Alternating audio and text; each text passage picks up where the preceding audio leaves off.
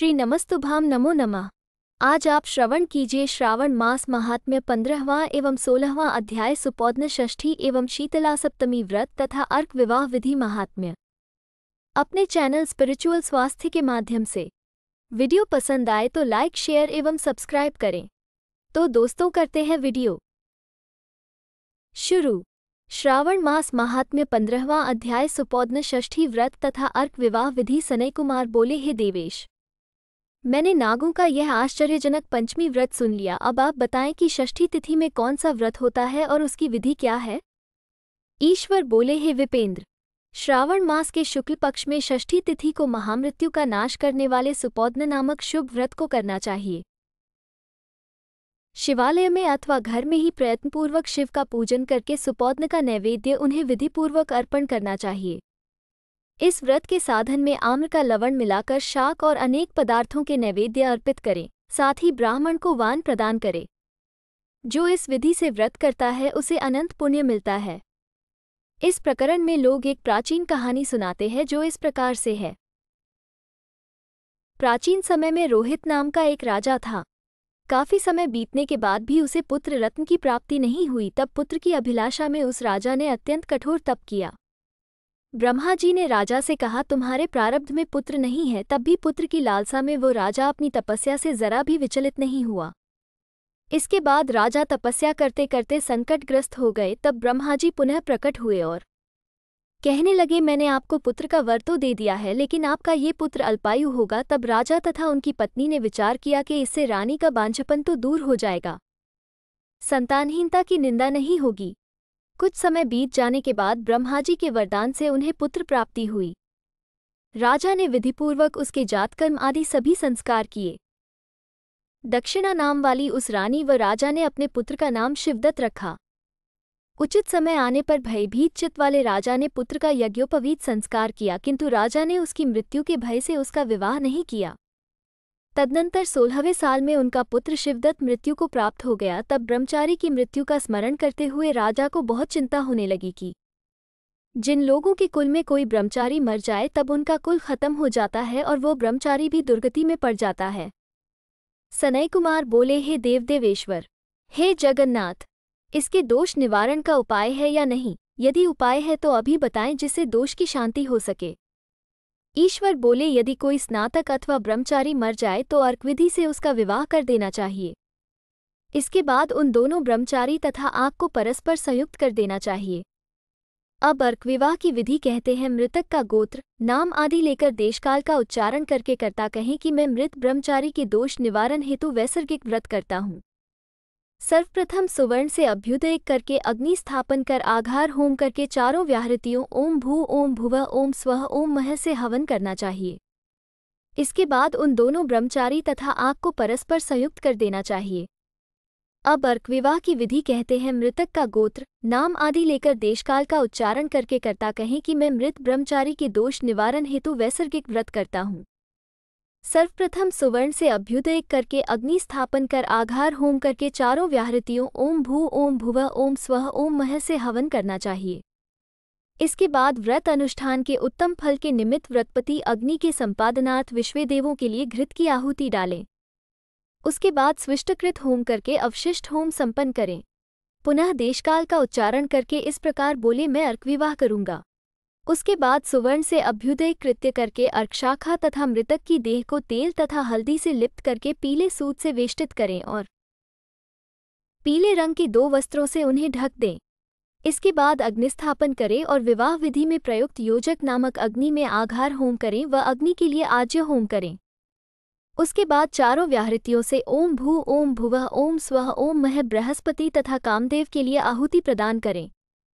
पुनः घृत से स्विष्टकृत होम करके संपूर्ण हवन कर्म समाप्त करें। उसके बाद आग की डाली तथा मृतक के शव को विधिपूर्वक जला दे। मृतक अथवा म्रियमाण के निमित्त 6 वर्ष तक इस व्रत का अनुष्ठान करना चाहिए। इस अवसर पर 30 ब्रह्मचारियों को नवीन कौपीन वस्त्र प्रदान करना चाहिए और हस्त प्रमाण अथवा कान तक लंबाई वाले दंड तथा कृष्ण मृगचर्म भी प्रदान करने चाहिए। उन्हें चरण पादुका, छत्र, माला, गोपी चंदन, प्रवालमणि की माला तथा अनेक आभूषण समर्पित करने चाहिए। इस विधान से व्रत करने पर कोई भी विघ्न नहीं होता है। ईश्वर बोले। ब्राह्मणों से यह सुनकर राजा ने मन में विचार किया कि यह अर्कविवाह तो मुझे गौण प्रतीत होता है, मुख्य नहीं, क्योंकि कोई भी व्यक्ति मरे हुए को अपनी कन्या नहीं देता है। मैं राजा हूँ, अतः मैं उस व्यक्ति को अनेक रत्न तथा धन दूंगा जो कोई भी इसकी वधू के रूप में अपनी कन्या प्रदान करेगा। उस नगर में एक ब्राह्मण था। उस समय वह किसी दूसरे नगर में गया हुआ था। उसकी एक सुंदर पुत्री थी जिसकी माता की मृत्यु पहले ही हो चुकी थी। ब्राह्मण की दूसरी भी पत्नी थी जो ब्राह्मण की पुत्री के प्रति बुरे विचार रखती थी तथा दुष्ट मन वाली थी। कन्या 10 वर्ष की तथा दीन थी और अपनी सौतेली माता के अधीन थी। अतः सौतेली माता ने द्वेष तथा अत्यधिक धन के लालच में 1 लाख मुद्रा लेकर उस कन्या को मृतक राजकुमार के लिए दे दिया। कन्या को लेकर राजा के लोग नदी के तट पर शमशान भूमि में राजकुमार के पास ले गए और शव के साथ उसका विवाह कर दिया। इसके बाद विधानपूर्वक शव के साथ कन्या का योग करके जब वे जलाने की तैयारी करने लगे तब उस कन्या ने पूछा, हे सज्जनों, आप लोग ये क्या कर रहे हैं? तब वे सभी दुखित मन से कहने लगे कि हम लोग तुम्हारे इस पति को जला रहे हैं। कन्या को लेकर राजा के लोग नदी के तट पर शमशान भूमि में राजकुमार के पास ले गए और शव के साथ उसका विवाह कर दिया। इसके बाद विधानपूर्वक शव के साथ कन्या का योग करके जब वे जलाने की तैयारी करने लगे तब उस कन्या ने पूछा, हे सज्जनों, आप लोग ये क्या कर रहे हैं? तब वे सभी दुखित मन से कहने लगे कि हम लोग तुम्हारे इस पति को जला रहे हैं।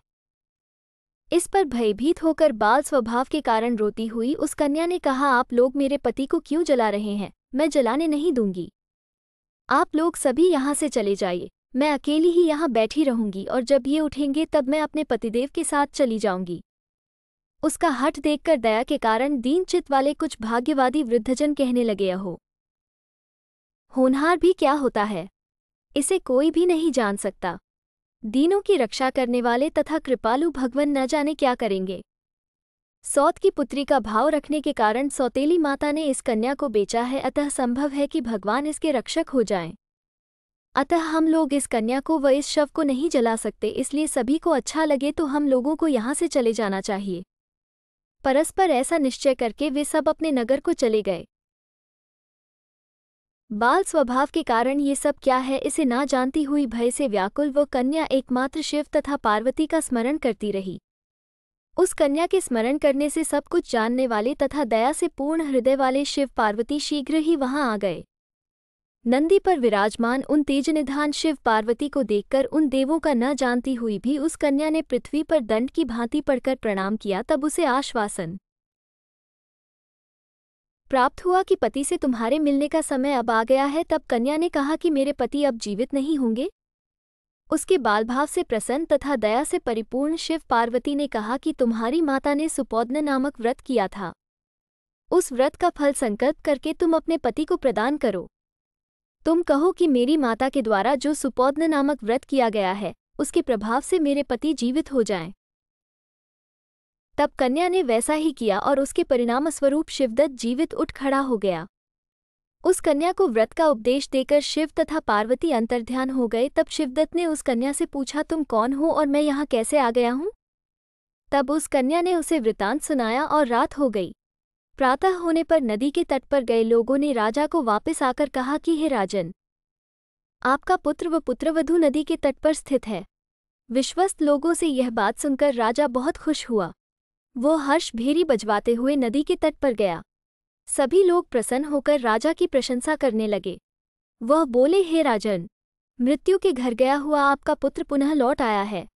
इस पर राजा पुत्रवधू की प्रशंसा करने लगे और बोले कि लोग मेरी प्रशंसा क्यों कर रहे हैं? प्रशंसा के योग्य तो यह वधू है, मैं तो भाग्यहीन तथा अधम हूँ। धन्य और सौभाग्यशालिनी तो ये पुत्रवधू है, क्योंकि इसी के पुण्य प्रभाव से मेरा पुत्र जीवित हुआ है।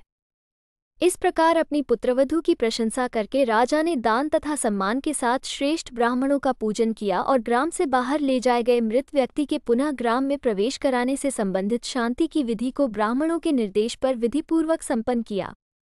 हे वत्स, इस प्रकार मैंने आपसे ये सुपोद्न नामक व्रत कहा, इसे 5 वर्ष तक करने के अनंतर उद्यापन करना चाहिए। पार्वती तथा शिव की प्रतिमा का प्रतिदिन पूजन करना चाहिए और प्रातःकाल आम के पल्लवों के साथ चरु का होम करना चाहिए। साथ ही नैवेद्य तथा वान अर्पित करना चाहिए।